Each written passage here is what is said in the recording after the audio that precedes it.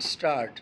हत्या के मामले में सजा काट रहे पहलवान सुशील कुमार ने तिहाड़ जेल के अपने कमरे में एक टीवी सेट की मांग की है। सुरक्षा कारणों से उसे जेल की बैरक के बजाय एक अलग सेल में रखा गया है। इस सेल में टीवी सेट नहीं है। ऐसे में जेल में समय काटना उसे मुश्किल लग रहा है। नेल्सन मंडेला नियम 2015 के मुताबिक जेल में बंदियों को टीवी देखने की अनुमति दी जा सकती है। इसी तरह आदर्श जेल संहिता मॉडल प्रिजन मैनुअल 2016 और दिल्ली जेल संहिता दिल्ली प्रिजन मैनुअल 2018 में भी जेल में टीवी देखने का प्रावधान शामिल किया गया है। असल में दुनिया भर में जेलों की बैरकों में आम तौर पर टीवी सेट देने का प्रावधान होता है ताकि बंदी बाहरी दुनिया से जुड़े रह सकें।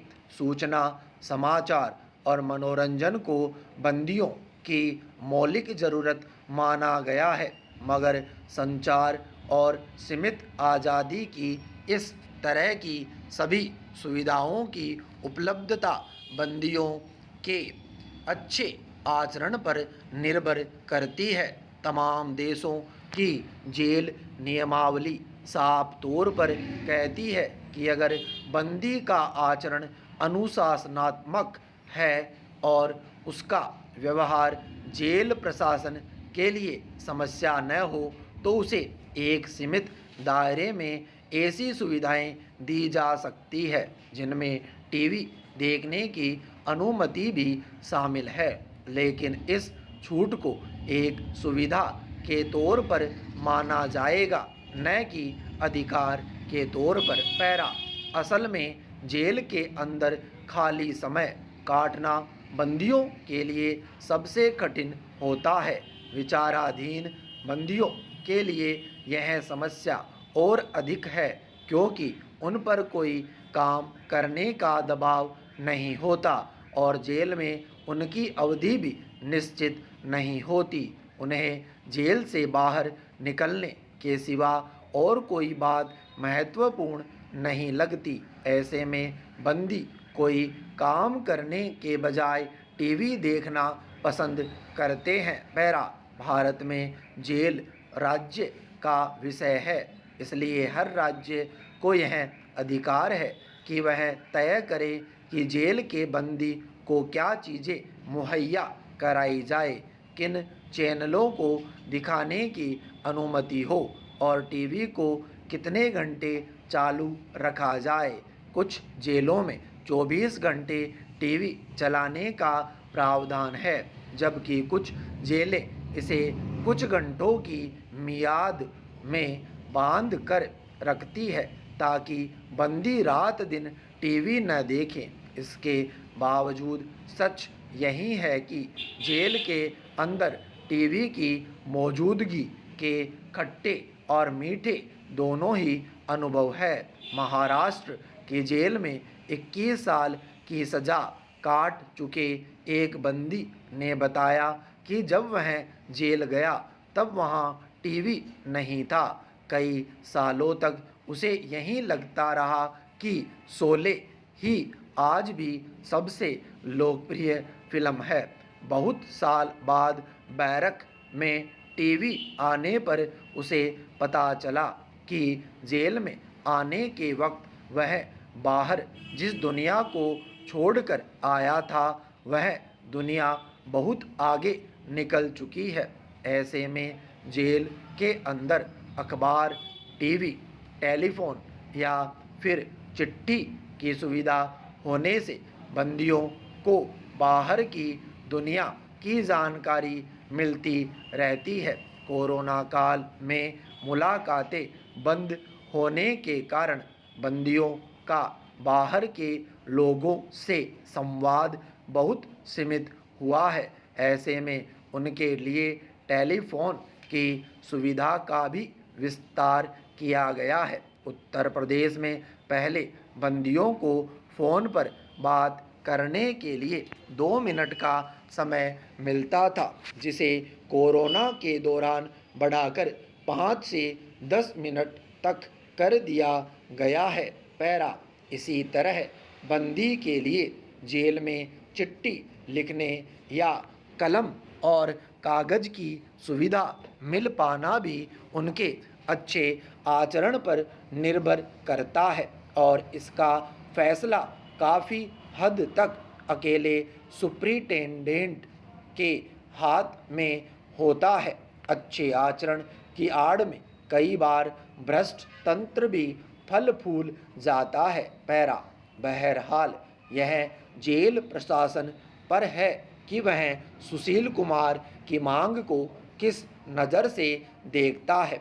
अगर कानूनी और जेल सुधार के कोण से देखा जाए तो उसे टीवी उपलब्ध कराया जाना चाहिए, लेकिन यह ताज्जुब की बात है कि आज तक राज्य सरकारों ने इस बात पर विचार नहीं किया कि अनियंत्रित ढंग से टीवी देखना बंदियों के मानसिक और शारीरिक स्वास्थ्य के साथ कैसा खिलवाड़ हो सकता है। उत्तर प्रदेश की जेल में बंद एक महिला बंदी ने बताया था कि लगातार सोप ओपेरा देखने से उसका दिमाग एक काल्पनिक दुनिया में रहने लगा है। कई छोटे अपराधी टीवी कार्यक्रमों को देखकर ही अपराध करने के नए फॉर्मूले सीख लेते हैं।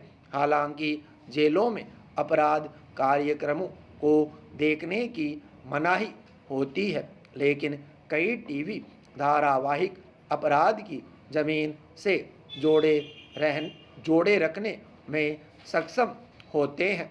निर्माताओं को इस बात का इल्म नहीं होता कि उनके बनाए हथकंडेनुमा कई कार्यक्रम और संवाद समाज को कैसा नुकसान पहुंचा सकते हैं। सुविधाओं पर सही नियंत्रण न होना और विषय वस्तु पर पैनी नज़र की कमी जेल की पूरी अवधारणा को ध्वस्त कर सकती है। पैरा वैसे तो जेल का मतलब ही मनचाही आवाजाही और कई अधिकारों पर रोक या बंधन होता है। यह जगह अपराध की सज़ा काटने के तौर पर देखी जाती है, लेकिन कई बार जेल अधिकारी जेल को सिर्फ अनुशासन और बंदी संख्या तक सीमित कर डालते हैं। जेल आया व्यक्ति अपनी पहचान न खो दे और उसके पास अपने हुनर को निखारने या नए हुनर सीखने के विकल्प भी मौजूद हो, इस पर जेलों का ध्यान कम ही जाता है।